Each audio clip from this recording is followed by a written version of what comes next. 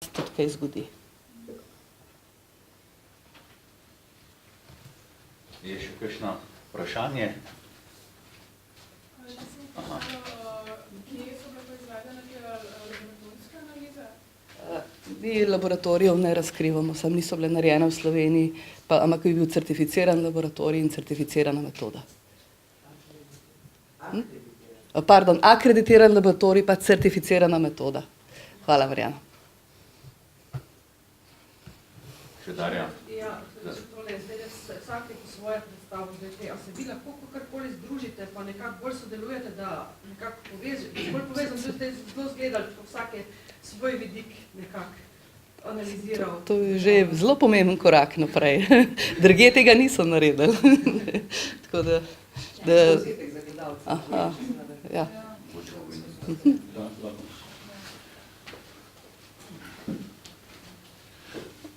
Imamo tri serije podatkov. Te serije podatkov kažejo, ko jih primerjamo z nam dosegljivimi podatki iz Slovaške, Češke in Madžarske, da je stanje boljše, ni pa idealno. Ugotavljamo pa tisto, kar je bilo v bistvu ni bilo druge zaznano, ker niti niso iskali, in to je, da je tveganje pri trgovinskih blagovnih znamkah, ker se dosti jasno kaže, nižja je cena, nižja je kakovost surovin in s tem pa tudi kakovost izdelka. In to pomanjkljivost potem pa trgovine skušajo na ta način kompenzirati, da poudarjajo, da je izdelek narejen v domači državi.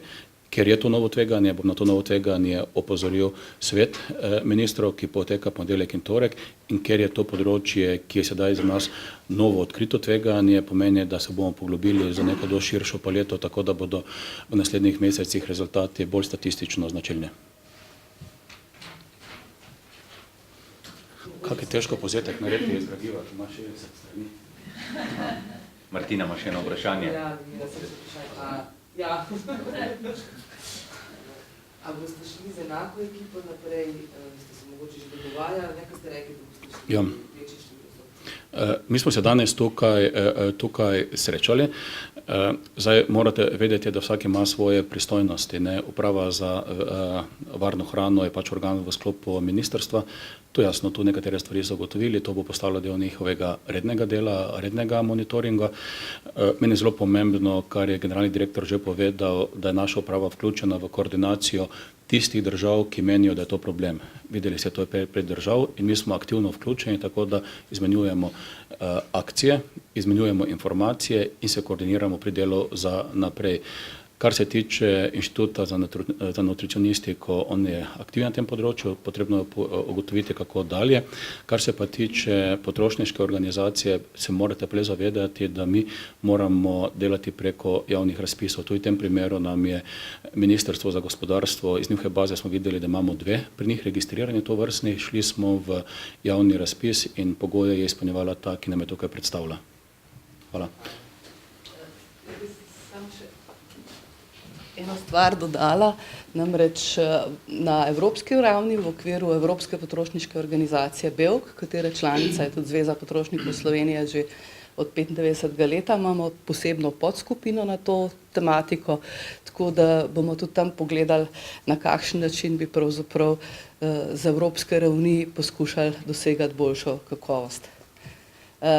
Koliko je pa potrošniških organizacij v Sloveniji, pa jaz ne bi komentirala. Rezultati so znani.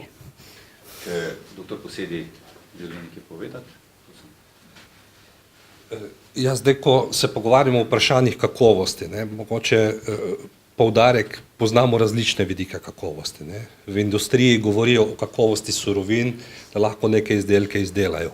Potrošnik jih zaznava tako, ali njegove potrebe zadovoljijo. In v tem delu opažamo tudi premike, je že tudi dobrobit pomembna, torej želimo imeti jajca iz stalne reje in tako dalje.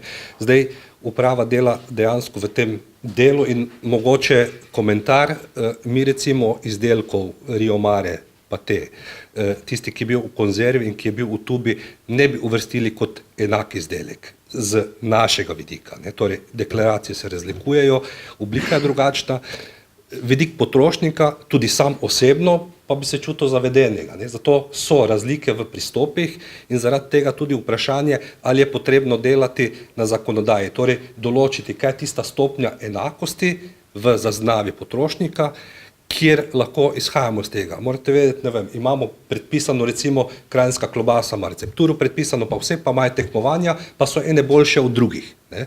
In je to kakovostni parameter, kdo ima najboljšo kranjsko klobaso. Ampak je regulirana, podobne zadeve so z vini, imamo vsako leto ocenjevanje in salamijade in podobno. Ne? In to je tudi nek kakovostni parameter, kako ga zaznavamo, ampak je drugačen kot tisti, ki ga mi obravnavamo, torej mi izhajamo iz tega, da mora izdelek ustrezati deklaraciji in mi izhajamo iz tega, da mora biti varen, toliko. Dobro, jaz se opravičujem, časovno smo tudi zelo na tesnem. Hvala za vsa pojasnila sodelujočih, hvala tudi za vašo prisotnost, za vaše vprašanja.